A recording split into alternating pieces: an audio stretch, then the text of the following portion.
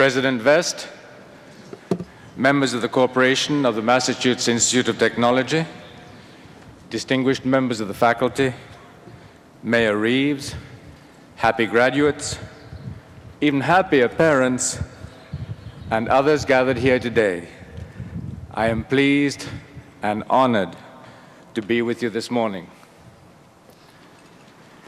MIT has shown a standard of excellence in education and research that sets a benchmark for universities everywhere. You who've been at the Institute for years may be excused if you take this in stride. But for me, coming here for the first time in several years, the energy of the place is palpable. Actually, my reaction is somewhat personal. When as a young man I began to think about colleges, MIT was my first choice. In the end, I acceded to the advice of my grandfather, who favored Harvard.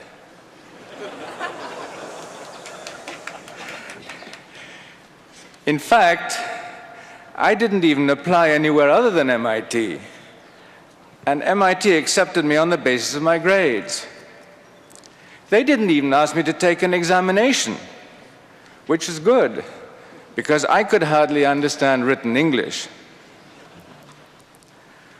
When my grandfather told me I shouldn't enroll here, I was devastated. That really put the kibosh on my plans to study science. You see, I learned Harvard English.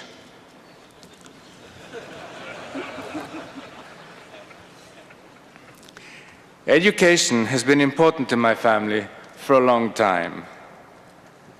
My forefathers founded Al-Azhar University in Cairo some 1,000 years ago, at the time of the Fatimid Caliphate in Egypt.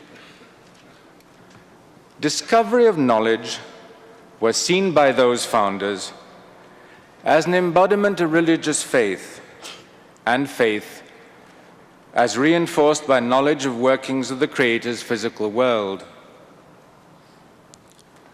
The form of universities has changed over those 1,000 years, but that reciprocity between faith and knowledge remains a source of strength. MIT has changed also over its 130 years. This university was initially designed to meet the needs of society in a newly industrialized world. As the world and its needs evolved, so has MIT's curriculum.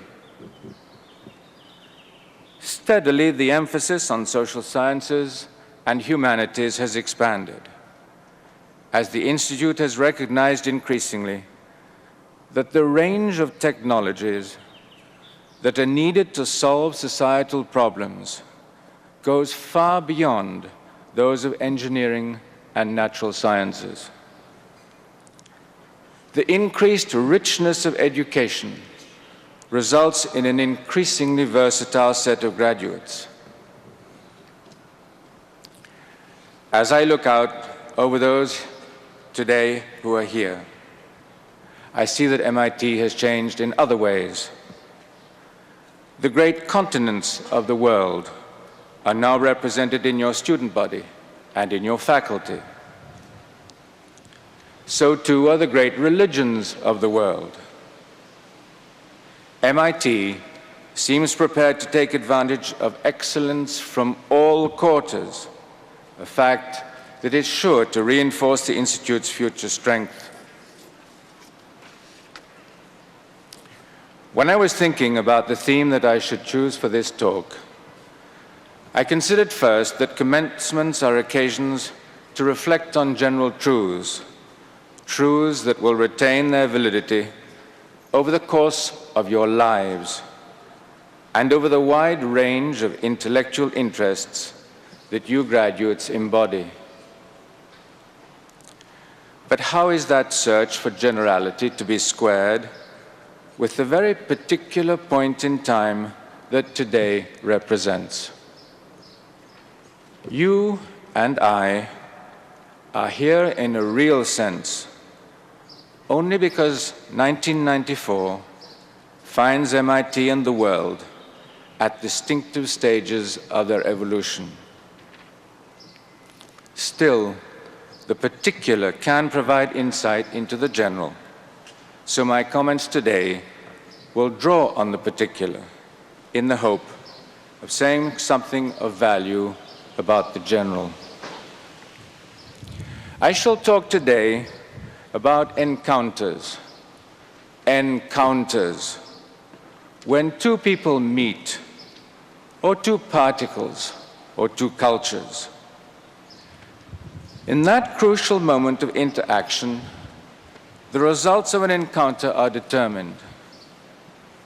In the simplest of encounters, say with two billiard balls, the outcome is a predictable result of position, velocity, and mass. But the encounters that interest me most are not so simple. In the encounters of people and cultures, much depends on the path that each has taken to that point. These are not stochastic processes. The subjects have histories.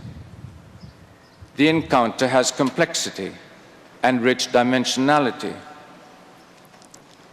The result of an encounter between two people or between two cultures is shaped by the assumptions of each, by their respective goals, and perhaps more directly relevant to a university, by the repertoire of responses that each has learned. Encounters, therefore, have aspects of both the general and the specific. What makes our current time distinctive are the new combinations of people and cultures that are participating in these encounters. Two ongoing social and political changes illustrate the reasons for these new combinations. The first is the collapse of communism in the USSR and Eastern Europe. You graduates may feel that you have been at MIT forever, but it really is remarkable that the overturning of the communist world has occurred since most of you started your studies here. You go out into a world where the rules are different from those that held when you entered. Colonialism is moribund. No longer is it enough to decide whether one is aligned with communism or capitalism in a bipolar world. Now, a full range of complicated choices is opened up to people in the developed and the developing world alike. A massive brake on change has been released.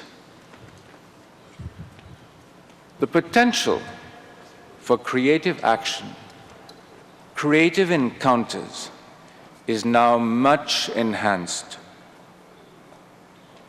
This change is a work in progress, however. The potential of the moment must be seized, for conditions for change may not always be so propitious. There is the real possibility that the Soviet Union may reconstitute itself if the social upheaval that accompanies political disintegration and economic reform is allowed to become less tolerable than the strictures of a totalitarian state. While these shocks reverberate from the ex-communist bloc, profound changes of a very different character are to be found in the Islamic world. Here, the changes are in both perception and reality, and both of them are works in progress too. The Islamic world is remarkably poorly understood by the by the West, almost terra incognita. Even now, one sees pervasive images in the West that caricature Muslims as either oil sheikhs or unruly fundamentalists. The Islamic world is, in fact, a rich and changing tapestry, which the West would do well to understand. The economic power of the Islamic world is increasing, not so much because of Middle Eastern oil, but because of the rapid growth of newly industrializing countries like Malaysia and Indonesia. Its population is increasing and already represents nearly 1/4 of the world's total. It is remarkably diverse, ethnically, economically, politically, and in its interpretations of its own faith. The Muslim world can no longer be thought of as a subset of the developing world. Islam is well represented in the United States, Canada, the United Kingdom, and Western Europe, and that presence is growing. The religious diversity of Islam is important and misunderstood by most non-Muslims. This is not the forum to go into the multiple reasons for this misunderstanding. But for many in the West, the first awareness that there were two major branches of Islam, Shia and Sunni, only came with the Iranian Revolution. That represents a superficiality of understanding that would be as though we Muslims only just learned that there were two branches of Christianity, Protestant and Catholic, and had no understanding of the Reformation, the authority of the Church, or the ideas that led to the proliferation of Protestant sects in the 16th and 17th century. Or as though we thought that most Americans were Branch Davidians. In the face of such lack of knowledge, about 1/4 of the world's population, one may reasonably ask what the role of the university is in setting this straight.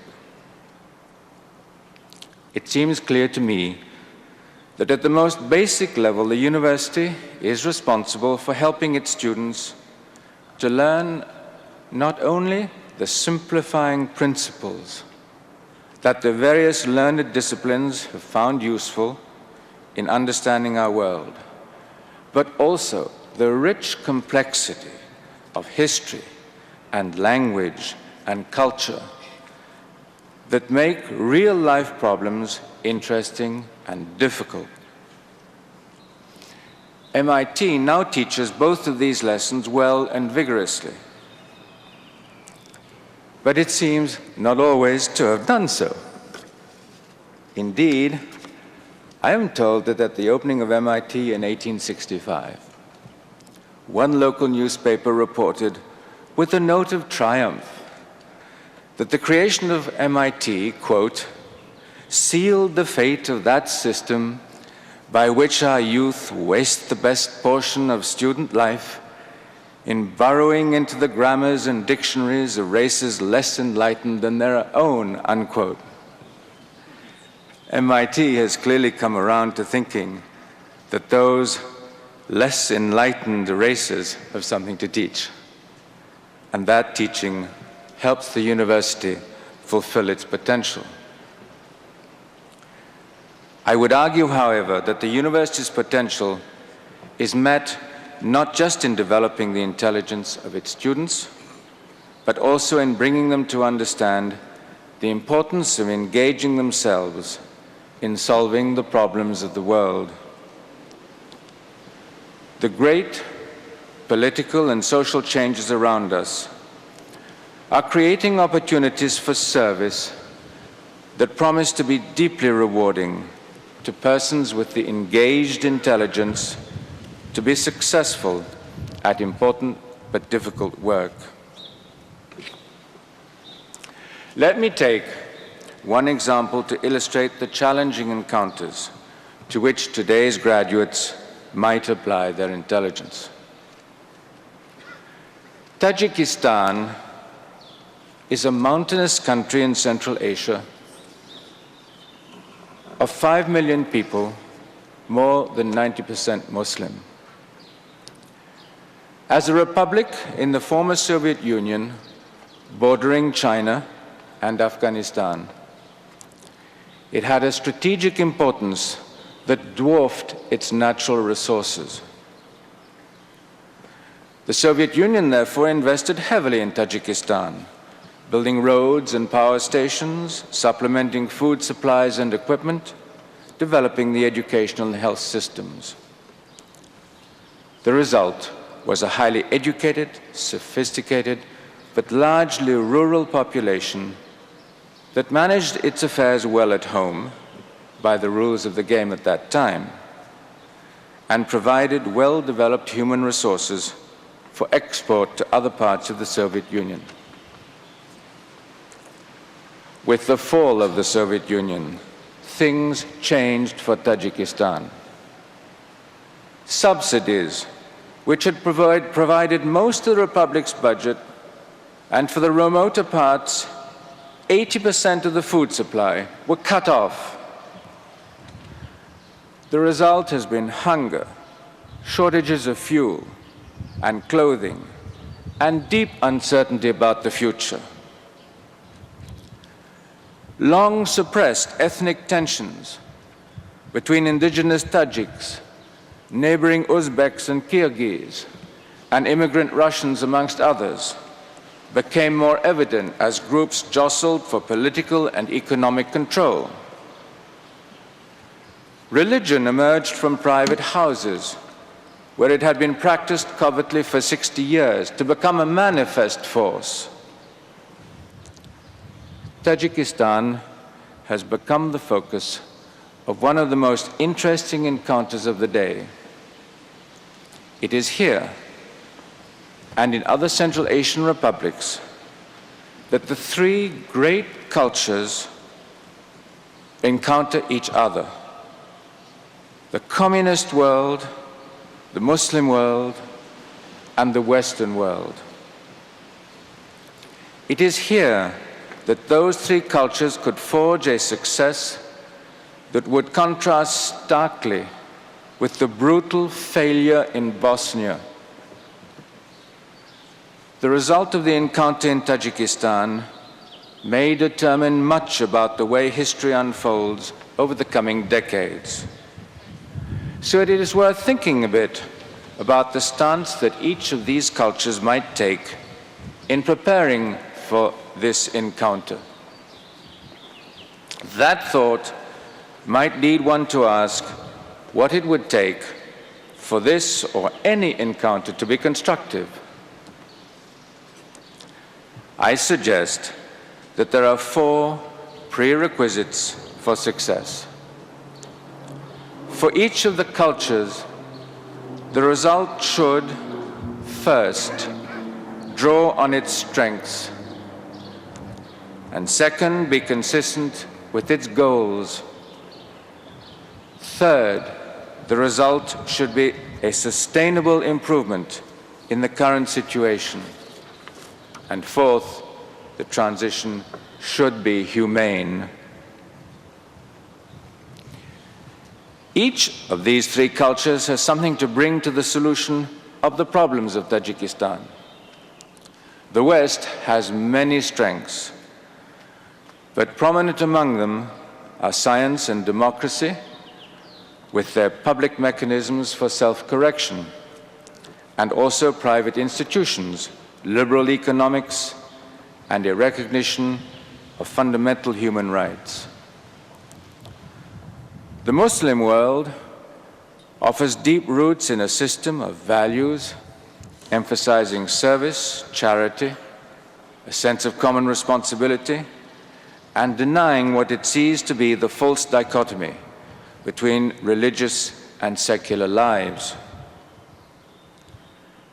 the ex-communist world, although it failed economically, made important investments in social welfare, with particular emphasis on the status of women, and was able to achieve in Tajikistan impressive social cohesion. Just how to combine these competences to solve Tajikistan's problems is not clear. But if the outcome is to be sustainable, it seems necessary to concentrate resources on the development of private institutions, of accountable public institutions, and of human potential. But how to get from here to there without inflicting cruel damage on a people already buffeted by shortages and change? Again, the way is not entirely clear, but one should strive to retain the powerful ties of mutual support that in different ways bind individuals together in Muslim and communist societies. And one should see that the impressive gains in health and education are not lost in the transition, for it would be unconscionable to allow, for example, the equality of men and women that has been achieved in Tajikistan over the last 60 years to be erased in the transition to a market economy. These are the prerequisites that I hope the representatives of these three important cultures will keep in mind as they have their encounter over Tajikistan. If the encounter of the Muslim world, the West, and the ex-communist world takes account of the need for each to draw on its own strengths, to be consistent with its goals, to strive for a sustainable, improved outcome, and to ensure a humane transition, then the encounter will have been as successful as it is important. Indeed, the importance of Tajikistan has, if anything, increased in recent years as events in neighboring countries continue to remind us. Turning back to today's graduates, I hope that these four prerequisites applied equally to the encounter that you are just completing with MIT. Knowing the quality of faculty and students here, I have no doubt that the encounter between you and the faculty has drawn on your respective strengths. I hope each of you kept consistent with your goals, even as they may have evolved over your time here. The quality and sustainability of the outcome will be determined over the course of your lives. But reading the smiles amongst the graduates, I judge that the transition, your time at MIT, must have been tolerably humane. In conclusion, I would recall the words of former MIT President James Killian Jr. Quote, "We need better linkages between science and humanities with the object of fusing the two into a broad humanism that rests upon both science and the liberal arts and that does not weaken either. We need bifocal vision to thread our way among the problems of modern society," unquote. That need to use the power of complementary academic disciplines remains true today. What is now clear is the need also to draw on the wisdom of different cultures in solving those problems. Thank you, and please accept my best wishes for a lifetime of constructive encounters. Thank you.